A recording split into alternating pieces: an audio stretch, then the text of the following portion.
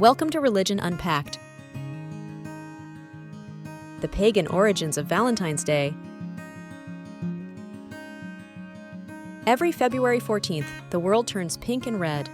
We exchange chocolates, roses, and cards to celebrate romantic love. We call it Valentine's Day. Most people believe it started with a kind-hearted Christian saint who performed secret weddings in ancient Rome. But the true story of Valentine's Day is much older, much darker, and far more chaotic than a box of chocolates.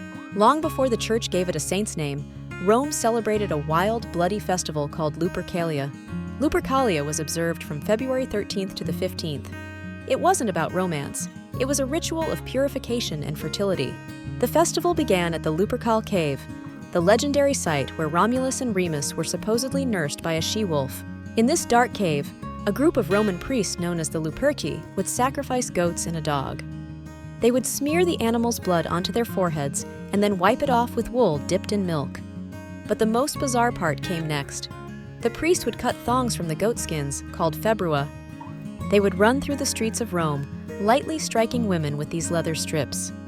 Women actually welcomed this, believing that being hit with the goat hide would ensure fertility and ease the pain of childbirth.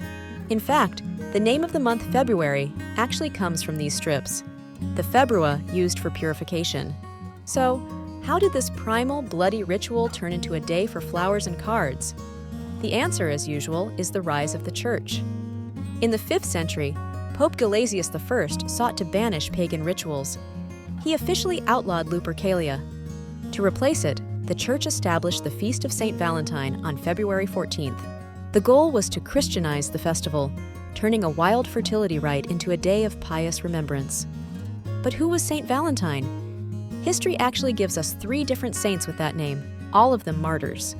The most famous legend says, Valentine was a priest who defied Emperor Claudius II, who had banned marriage for soldiers. Valentine performed these weddings in secret, but he was eventually caught and executed on February 14th. While the Church provided the name, the romantic elements we know today didn't appear until much later.